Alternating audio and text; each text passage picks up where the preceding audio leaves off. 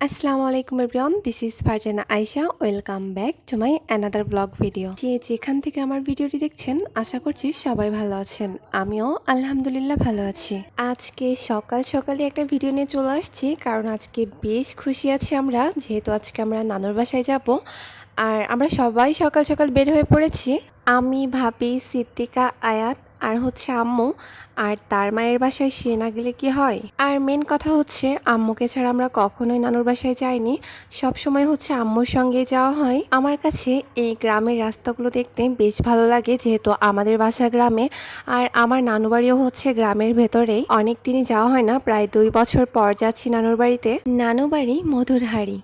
ছোটবেলায় নানু বাড়ি মানেই ছিল হচ্ছে রূপকথার রাজ্য। তো আমরা হচ্ছে এতক্ষণ অটোতে ছিলাম, আর এখন হচ্ছে এখান থেকে বাসে করে যেতে হবে, যেহেতু অনেকটা দূরে, তাই বাসেই যাওয়া লাগবে। নানু বাড়ি যাওয়ার কথা শুনলেই আমরা কয়েক মিনিটেই রেডি হয়ে যেতাম। গাছপালায় ঘেরা এক স্বর্গপুরী, কত কিছুই না পেতাম হাত বাড়ালেই।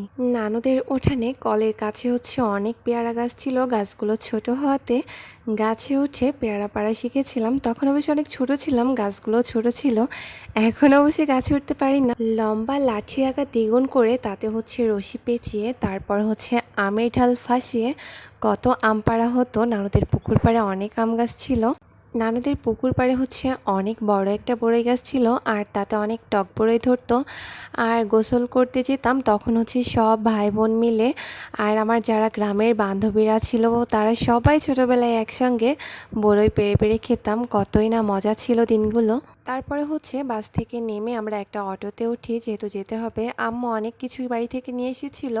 তারপরে হচ্ছে বাড়ির বাচ্চাদের জন্য মিষ্টি, দই, পটেটো, আরসি, বিভিন্ন ধরনের জিনিস কিনেছিল। তো তারপর হচ্ছে অটোতে এসে দেখি সিদ্দিকা আর আয়াত হচ্ছে যে যার পছন্দ মতো প্রাণ আপ আর ড্রিঙ্কও খাচ্ছেন, আর আম্মু তাদের সাথে দুষ্টুমি করছে। যাওয়ার সময় আমার নানার কথা আমার খুবই মনে পড়ছিল, যেহেতু তিনি আর বেঁচে নেই। আমি তাকে খুবই মনে করি। আমার নানু আমাকে অনেক আদর করে, আর নানু ভাইও বেঁচে থাকতে অনেক আদর করতো, যেহেতু আমি তার একমাত্র নাতনি ছিলাম। সে আমায় খুবই ভালোবাসতো। আমি জন্মের পর থেকেই যখন বুঝতে শিখেছি, তখন থেকে দেখেছি আমার নানু বাড়ি ইট পাথরের দালান ঘর, কিন্তু তারপর আমার নানার একটা স্পেশাল ঘর ছিল, যেটা উপরে টিন আর বাঁশের বেড়াধারা মানে বদ্ধ ছিল। আর সেটার বারান্দায় আমার নানা থাকতে খুবই পছন্দ করতেন। নানুরা না থাকলে নানু বাড়ি কি সেটাই বোঝা দুষ্কর। নানা বেঁচে নেই, তার ভালোবাসার জায়গাটা তো অপূর্ণ। তারপরে আমাকে নানু, মামা, মামি, ডালিয়া আপু সবাই ভীষণ ভালোবাসে। এখানে এসে দেখলাম যে আশেপাশে রাস্তাঘাট, ঘরবাড়ি কতটা বদলে গিয়েছে। ইট কাঠের দালানের ভেতরে সেই রূপকথার রাজ্যটাই হারিয়ে গিয়েছে। হয়তো আগের মতো আর কোনো কিছুই পাওয়া যাবে না, যেহেতু দিন যাচ্ছে আর সব কিছু উন্নত হচ্ছে। তো যাই হোক, সবাই ভালো থাকবেন। আল্লাহ হাফেজ।